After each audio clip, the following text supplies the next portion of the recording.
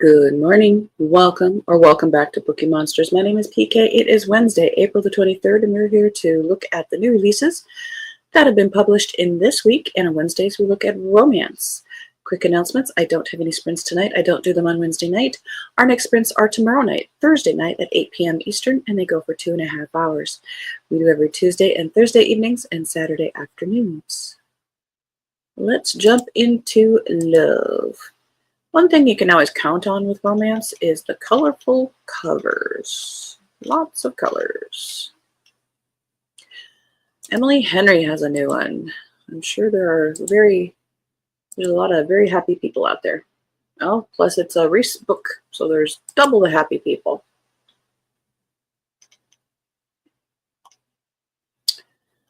This is called Great Big Beautiful Life. Alice Scott is an eternal optimist still dreaming of her big writing break. Hayden Anderson is a Pulitzer Prize-winning human thundercloud. And they're both on balmy little Crescent Island for the same reason, to write the biography of a woman no one has seen in years, or at least to meet with the octogenarian who claims to be the Margaret Ives, tragic heiress, former tabloid princess, and daughter of one of the most storied and scandalous families of the 20th century. When Margaret invites them both for a 1-month trial period, after which she'll choose the person who'll tell her story, there are 3 things keeping Alice's head in the game. 1, Alice generally likes people, which means people usually like Alice, and she has a whole month to win the legendary woman over. 2, she's ready for this job and the chance to impress her perennially unimpressed family with a serious publication.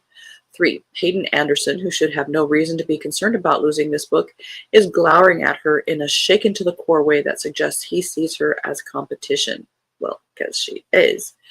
But the problem is, Margaret isn't only giving each of them pieces of her story, pieces they can't swap to put together because in an ironclad NDA and an inconvenient yearning pulsing between them every time they're in the same room. And it's becoming abundantly clear that their story, just like the tale Margaret's spinning, could be a mystery tragedy, or love ballad, depending on who's telling it. Haven't we had this plot a couple times before? Not from this author, but recently. Must be in the ether.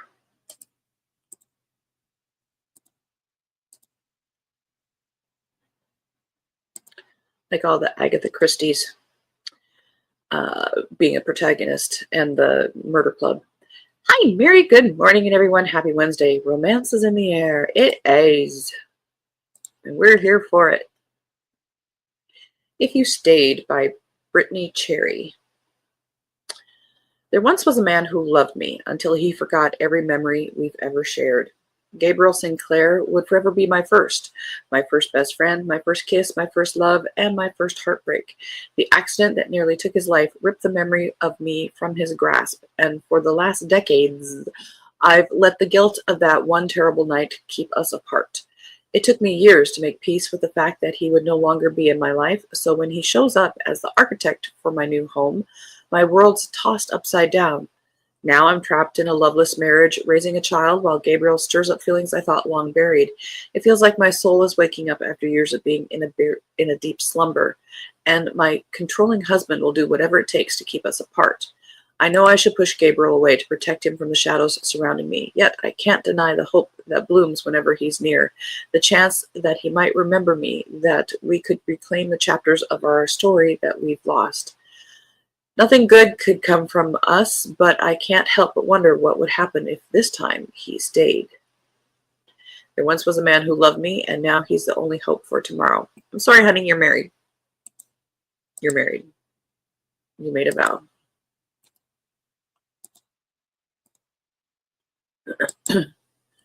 I like a good amnesia story, but sorry, that one's a no.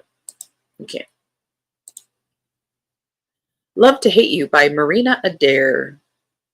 It says it's a modern twist on You've Got Mail. Oh dear. Summer Russo believes in the power of destiny and true love, which might be why she sank her entire life savings into reviving a nearly bankrupt independent bookstore that specializes in romance novels and beach reads. But just as she starts to get the hang of the new business, a big box bookstore moves in next door, run by the grumpy and arrogant Kingston, who seems determined to ruin her day and her livelihood. Wes Kingston is a cutthroat CEO who doesn't believe in love or failure. He runs his business the way he runs his life, alone. And he isn't going to let a fiery femme fatale take him down, especially when she is dead set on stopping the opening of his new bookstore. At least Summer has her family's annual vacation in Mystic, Connecticut to look forward to as a break from the standoff. I'm sorry, you just started a business. You don't get to have a break. But when she arrives at the beachside cabin, she realizes that her usual summer respite may not be so carefree after all. Her sister has brought along not only her boyfriend, but his brother, who just happens to be the very same surly but infuriatingly sexy bookstore mogul Summer thought she was getting away from. The bookstore war is still on, and neither Summer nor Kingston will go down without a fight. But when one thing leads to another and fighting turns to foreplay, both find themselves stuck in a battle for the bookstore and for their hearts. You can tell these people have not owned businesses.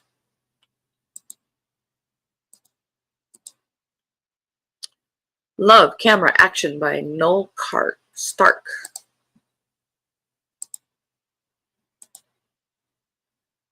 What makes a modern twist on that theme? Exactly. Is it regardless of whether it's modern or older? They call it a modern twist because it's now this younger generation writing it. And they've invented everything. Up-and-coming TV director Callie Daniels knows sex. Okay, that's not something to brag about. Well, okay, she knows how to shoot sex scenes, and she's been hired to direct a highly anticipated steamy episode of the popular series The Demon. This job is her chance at a big-time career in the film and television industry. All she has to do is deliver an unparalleled show using her hard-knock know-how and ample creativity. Are your parents proud of you? If only the director of photography, effortlessly sexy Jory Blair, would stop shutting her ideas down at every turn. Jory has spent years cultivating his career as an A-list director of photography, but a recent health scare has him rethinking his life and craving the director spot. Now this creative newbie, who he can't get out of his mind, wants to change the look of his show. Even worse, the friction between them is sparking into blistering chemistry. As collaborating takes on a whole new meaning, the show's producer not so subtly suggests that Jory sabotage Callie in order to achieve his own goals.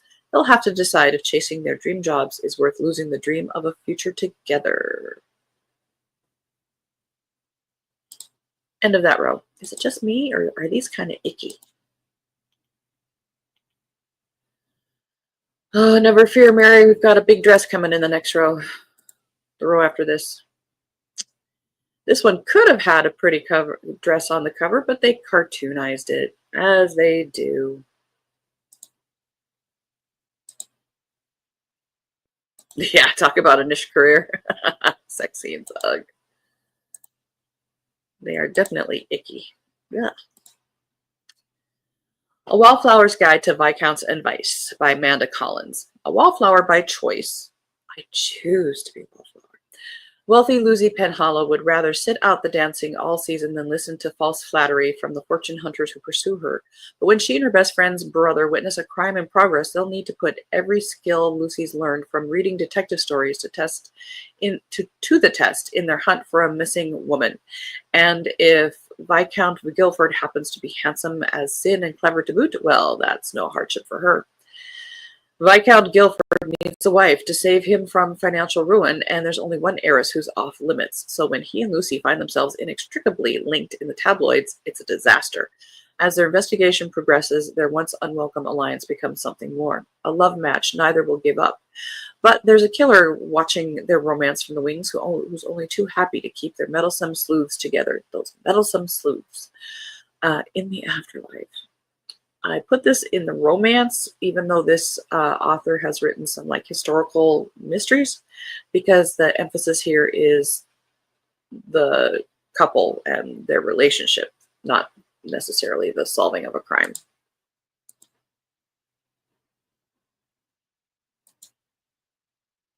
Nothing wrong with either. Bold Moves by Emma Berry.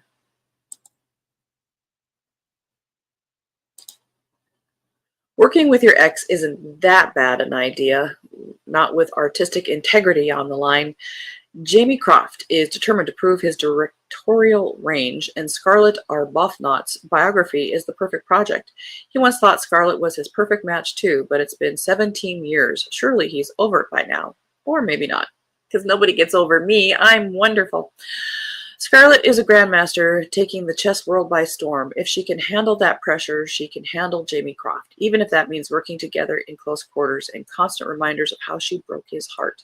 She didn't do it without reason, but he knew the details. But if he knew the details, he would despise her even more. As Jamie and Scarlett pore over her memoir, they unlock their own memories and old feelings rise to the surface, but giving in means abandoning the walls they've built to protect themselves, and that's a move neither one seems ready to make.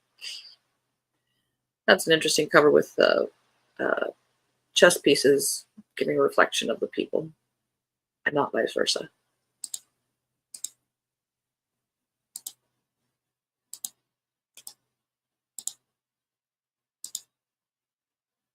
Fathoms, Volume 3, Third in Oceans of Time, by Lisa T. Berggren. Luciana Bettorini is living a nightmare. Blinded in battle, she's unsure what her future holds. When Lady Tiliani Forelli volunteers to serve as the young Lady Romano's governess in order to protect the child, Luciana quickly follows suit, volunteering as a tutor. But as they navigate life in the treacherous neighboring Castello, they find Lord Urquhart, a chameleon of adversaries, intent on mastering the she-wolves of Siena any way he can. Together, Luciana and Tiliani must find a way to bring Urquhart down and buy time for Domenico and Marcello to establish new allies. But Luciana continues to find herself at a crossroads. Is she willing to risk leaving Sir Giulio Greco forever in order to chase healing through the time tunnel? Holy moly, what is this book? Or is she called to accept her plight in light of the myriad blessings of her new medieval life and make her way through the best she can? So it's listed as a romance. Sounds kind of different category. Sorry about that. Joyride by Ellen Meister. Very too bad about a missed opportunity on the cover. Indeed, they could have had a gorgeous cover. Joybird Martin, I would sue my parents. An Uber driver with cheerfulness to spare, desperately wants to be a life coach. She's so sunny about her chances that even her snarky father, a has-been TV writer with a failed third marriage, can't dim her light. So when he shows up broke on her doorstep, Joybird takes him in with no questions asked, trying to find a balance between her bright optimism and his sarcastic pessimism. It works, and she continues sharing her earnest wisdom with her Uber drivers. After she helps handsome Wall Street exec Devin Cato, he convinces her to become a life coach from the front seat of her Honda. As Joybird's dreams take the wheel, she finds direction for her clients and herself. She's not sure what to do about her attraction to Devin, but she soon learns exactly what she can do for her father, and a journey into his past might just pave the way for her own bright future. End of that row. We don't have a whole lot of improvement yet.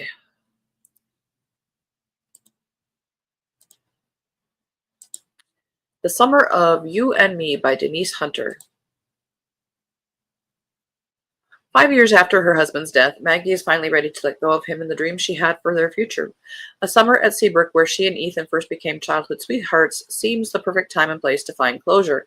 Plus, she gets to spend time with his family, the Reynoldses, whom she loves like her own. Unbeknownst to Maggie, her brother-in-law, Josh Reynolds, has been in love with her since they first met all those years ago. But his brother ultimately won Maggie's heart, and Josh's unrequited love has ruined all his relationships. If Maggie is ready to move on, then Josh is ready to lay it all on the line and come clean about his true feelings for her. But his plans soon get put on hold when, shortly after Maggie returns to Seabrook, she runs into a man who could pass for Ethan's twin. But he disappears into the amusement park crowd before she can confront him. The event rattles Maggie, stirs up impossible questions, and sends Josh and her on a quest to discover the man's true identity. But their search ends up raising more questions than answers, and soon Maggie isn't sure she wants those answers after all.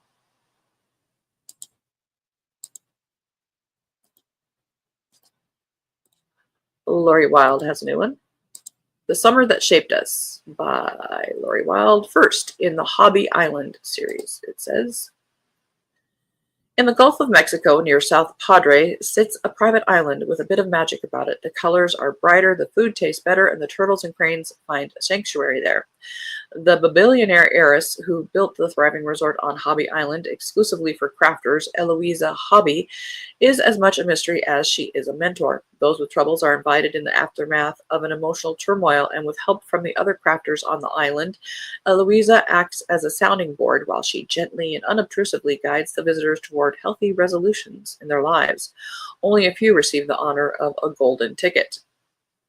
Luna, ever the pragmatist, is reeling in the wake of tragedy. She's just moved with her fierce, opinionated teenage daughter Artemis to her mother's house after they lost their husband and father. But her mother, Jeannie, artistic and sensitive, has faced her own troubles recently, and her home may not be the stable sanctuary the three women so desperately need. When Jeannie receives one of the coveted tickets inviting her and her family to Hobby Island, the blessing is one they can't turn down, though both Luna and Artie remain skeptical of their eccentric host and benefactor. Together, the three of them will have to learn to trust one another again, accept help from those who love them, and embrace life during a summer they'll never forget. All right, Mary, here's our dress. Here we go.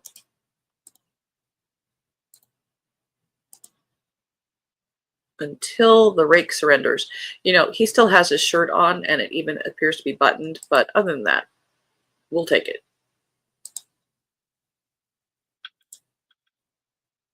This is by Darcy Burke, 5th in the Rogue Rules series.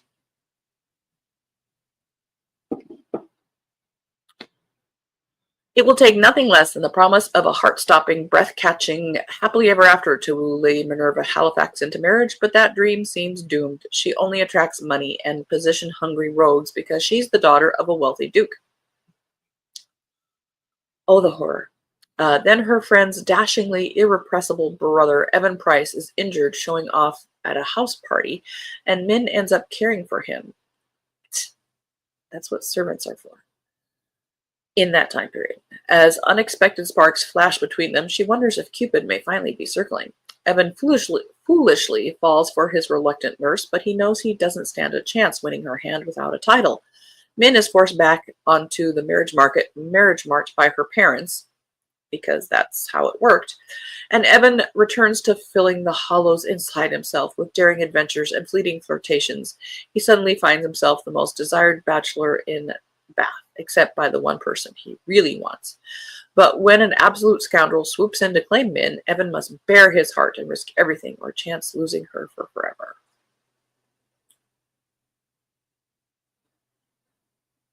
We still like the cover. And we kind of have another one. Not quite as huge dress, but classic-ish.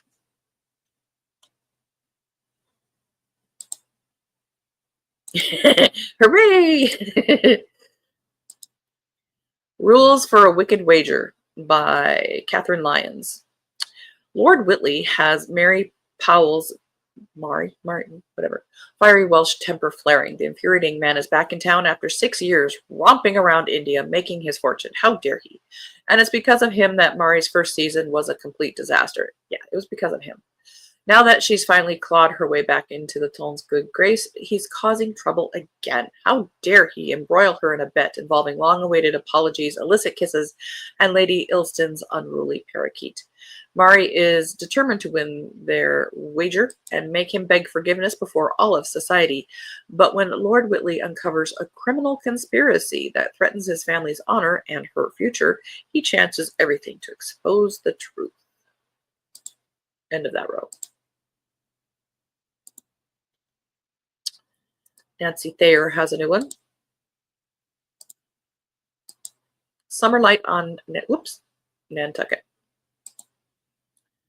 Blythe Benedict is content. Her life didn't end when her marriage did. In fact, she's more than happy living in her comfortable house in Boston, working as a middle school teacher and raising 4 wonderful children. With 3 of her kids in the throes of teenagerhood and one not too far behind them, Blythe has plenty of drama to keep her busy every single day. But no amount of that drama could change the family's beloved annual summer trip to Nantucket. Blythe has always treasured the months spent at her island home away from home and has fond memories of her children growing up there. But this summer's getaway proves to be much more than she bargained for. Yes, there are sunny days enjoyed at the beach, but Blythe must contend with teenage angst, her ex-mother-in-law's declining health, and a troubling secret involving her ex-husband. Meanwhile, Blythe reconnects with her first love. We're shocked. Her former high school sweetheart, Aiden, but their second time around romance becomes complicated when another intriguing man enters the picture. And it's all a bit out of Blythe's comfort zone. This particular island summer may not be as relaxing as Blythe had hoped, but she's never felt that life has given her more than she can handle, especially when she has the love and support of her family around her. We have time for one more. The Greek House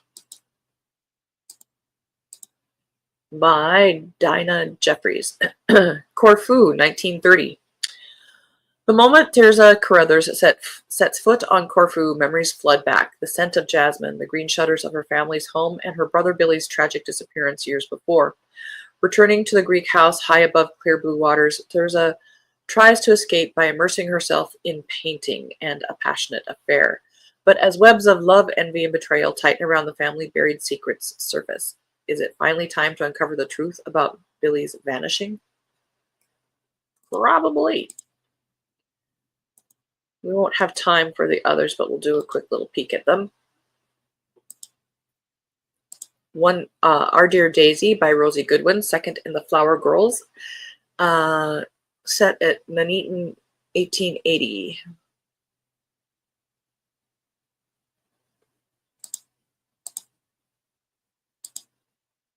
And Samael by N.J. Walters, which is looks like a paranormal-ish one. And he doesn't have a shirt, so we include him. That's a good one to end on. Okay. That is all we have time for. What is today? Wednesday? I have to go get the mail. Mary says, everyone needs an unruly parakeet. Indeed. How do they come up with stuff like that? I don't know. I don't know. Some of these, I really do shake my head. Mary, you don't hear the name Dinah very often. These very true. Shades of Dinah Shore. Indeed. Good point. And Mary, no shirt. Yes, that was a good one to end on. All right. Tomorrow we have fantasy and science fiction. And again, I don't have any sprints tonight. Our next sprints are tomorrow night at 8 p.m. Eastern. Thank you guys for watching. Thank you, Mary, for keeping me company. If you're watching it later, thank you for watching it later. Hope to see you soon. Have a very good Wednesday. And Mary says, thanks. Have a great day. Back at you, baby. All right. And as the banner says here, don't be a bookworm, be a bookie monster. Nom nom nom. Have a good day and God bless.